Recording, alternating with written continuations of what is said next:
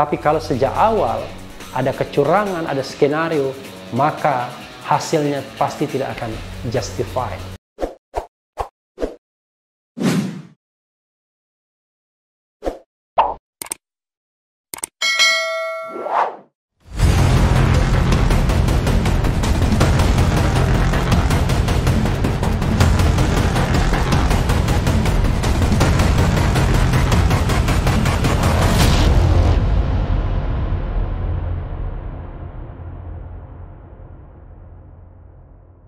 Assalamualaikum warahmatullahi wabarakatuh, Sobat RH sekalian.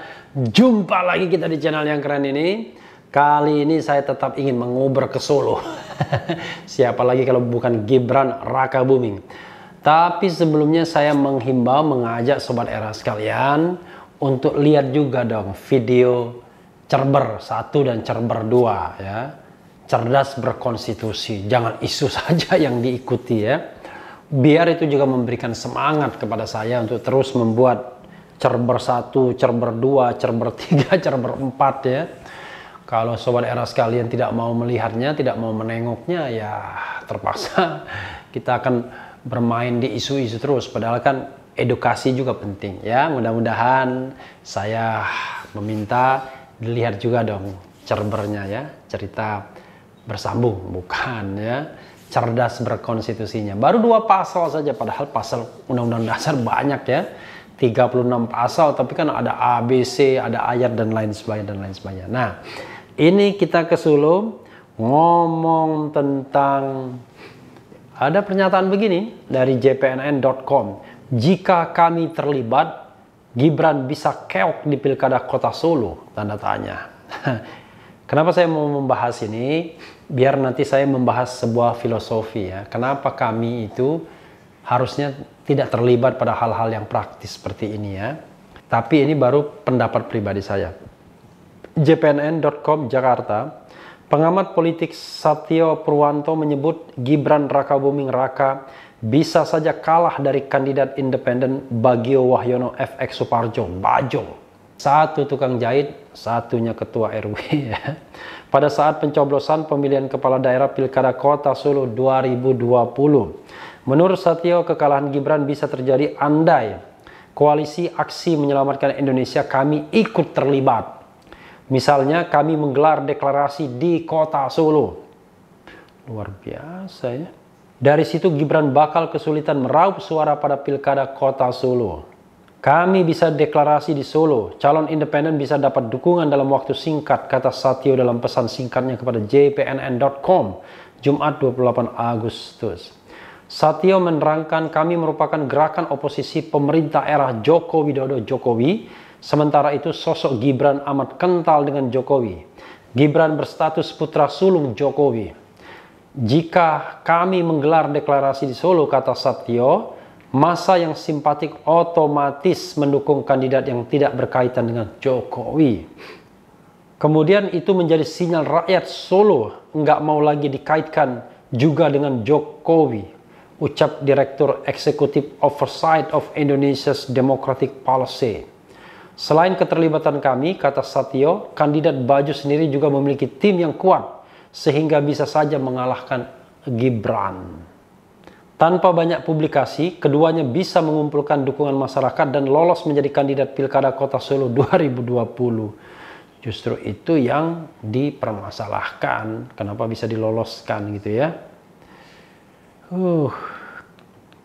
Mereka dalam waktu singkat bisa mengumpulkan dukungan masyarakat dan lolos verifikasi. Mereka akan bisa mengalahkan Gibran, pungkas dia. Elektabilitas Gibran sendiri masih tinggi jelang pencoblosan Pilkada Kota Solo 2020 pada Desember 2020 tanggal 9 ya. Gibran memiliki elektabilitas 36,8% atau yang tertinggi berdasar survei dengan pertanyaan terbuka atau top of mind. Hal itu merupakan temuan dalam hasil survei teranyar Indonesia Public Institute (IP) yang bertitel Potret Dinamika Pilkada Kota Solo. Membaca peluang kandidat dan perilaku pemilih. Dalam survei yang sama, Bagio Wahyono menempati posisi ketiga elektabilitas pada Pilkada Kota Solo. calon yang maju dari jalur independen itu memiliki elektabilitas 1,3%. Namun masih ada 10,3% responden yang merahasiakan pilihan mereka. Sementara 45,9% responden belum memutuskan pilihan. Sebagai informasi, IP melakukan survei itu pada 3-7 Agustus 2020. Survei tersebut melibatkan 440 responden yang memiliki hak pilih di Pilkada Kota Solo. IP menggunakan metode wawancara tatap muka menggunakan kuesioner dalam surveinya. Survei IP ini dilakukan dengan model wawancara tatap muka langsung menggunakan kuesioner, adapun margin of error survei tersebut di kisaran 4,8%. Kalau saya mengatakan dibandingkan dengan Bagio, ya, Suparjo atau Bajo, ya jauh, pasti Gibran masih unggul jauh ya. Karena itulah persoalannya yang saya sendiri garis bawahi.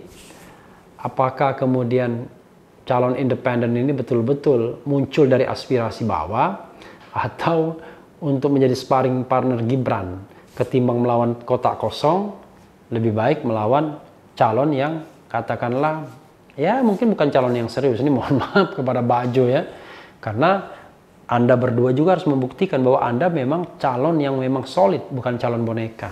Tapi kalau cuma calon boneka, waduh, terlalu mahal demokrasi kita ya untuk adanya calon-calon yang katakanlah tidak benar ya. Kenapa? Karena ketika melawan kotak kosong, disitulah sesungguhnya gerakan yang lebih genuine. Nah, dikaitkan dengan kami tadi, yang kebetulan saya deklarator kami misalnya, bagian dari deklarator, tapi itu bukan suara kami, tapi suara pribadi saya. Saya pribadi, menurut saya, bukan itu yang harus dilakukan kami. Karena kami itu harus moral force, harus menjadi moral movement. Jadi tidak terlibat dukung-mendukung siapa. Yang didukung, yang digemakan itu ada nilai, value. Jadi kalau kita bicara tentang value, ya pilkada di Solo harus berbasiskan value, nilai demokratis. Yaitu pemilu yang demokratis, jujur, dan adil. Makanya saya katakan itu hulu dan hilir. Hulunya harus ada open competition, makanya kemudian threshold itu harus dihilangkan.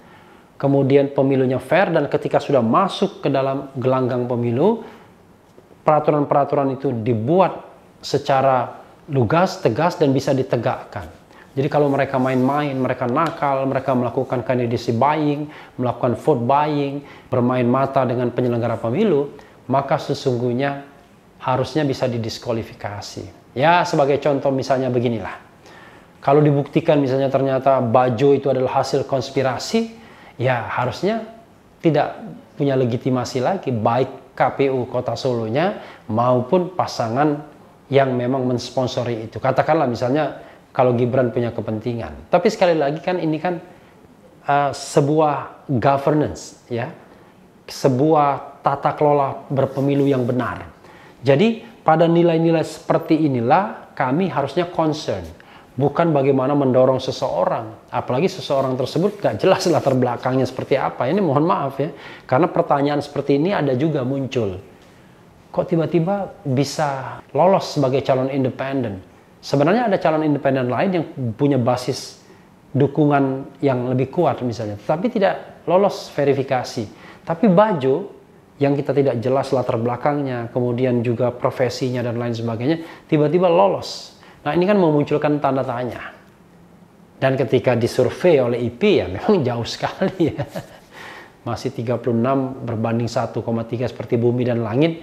Ini kalau pertandingan seperti David melawan Goliat. Cuman bedanya kan kalau dalam sejarah David yang menang. Tapi kalau ini rasanya berat. Kecuali lawan kotak kosong. Kalau lawan kotak kosong baru seimbang. Itu untuk menunjukkan apakah seorang Gibran memiliki legitimasi atau tidak.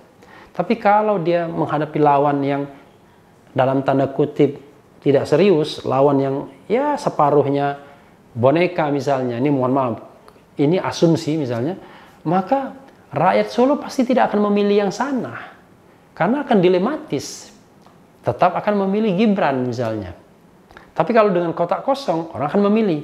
Kalau Anda setuju dengan dinasti politik Pak Jokowi, Anda pilih Gibran. Tapi kalau tidak setuju, Anda pilih kotak kosong. Lebih jelas, asal pilkadanya tadi berlangsung secara jujur dan adil, fair. Tidak ada intimidasi, tidak ada keterlibatan birokrat, tidak ada keterlibatan state aparatus, apalagi permainan dunia intelijen misalnya. Nah, pada basis nilai seperti inilah gerakan masyarakat seperti kami itu harus berbicara menurut saya. Tapi ini baru pendapat pribadi saya, bukan pendapat paguyuban, belum menjadi pendapat kami. Tapi intinya adalah kalau kita bicara moral movement dimanapun, basisnya adalah nilai. Bukan mendorong seseorang menjadi wali kota, bupati, gubernur, atau presiden dan wakil presiden. Kalau ada aspirasi seperti itu, maka aspirasi tersebut lebih baik tidak menggunakan kami sebagai sebuah paguyuban, ya, sebagai sebuah gerakan, tapi itu adalah individu masing-masing. Karena seperti kita baca 10 jati diri kami, ada yang namanya pendapat dari gerakan kami, tapi kalau seandainya belum disepakati, silahkan menjadi pendapat masing-masing, opini masing-masing. Nah, apa yang saya sampaikan ini opini saya, bukan opini yang resmi dari kami. Yang resmi dari kami itu, yang kemarin saya sampaikan, yaitu mengenai presidensial threshold. Jadi presidensial threshold 0% itu adalah sikap resmi dari kami. Sikap resmi berikutnya adalah deklarasi beserta 8 tuntutannya. Itulah sikap resmi kami for the time being. Sisanya adalah pendapat pribadi yang barangkali berasal dari mereka yang kebetulan ikut dalam deklarasi kami, atau punya afiliasi dengan kami, atau dia menjadi dalam tanda kutip organ pendukung kami walaupun tidak ada hubungan struktural. Karena di daerah ada yang namanya aliansi pendukung kami, AP kami. Jadi sudah terbentuk di beberapa daerah dan bahkan di luar negeri aliansi-aliansi pendukung seperti itu, tapi tidak bersifat struktural dengan kami di Jakarta. Jadi sekali lagi, perjuangan kami haruslah nilai. Soal Gibran terpilih atau tidak, yang penting pemilunya berlangsung secara demokratis, walaupun di hulunya sudah saya sesalkan, di hilirnya berlangsung secara demokratis, maka apapun hasilnya harus justified. Tapi kalau sejak awal ada kecurangan, ada skenario, maka hasilnya pasti tidak akan justified. Hasilnya pasti akan tetap digugat.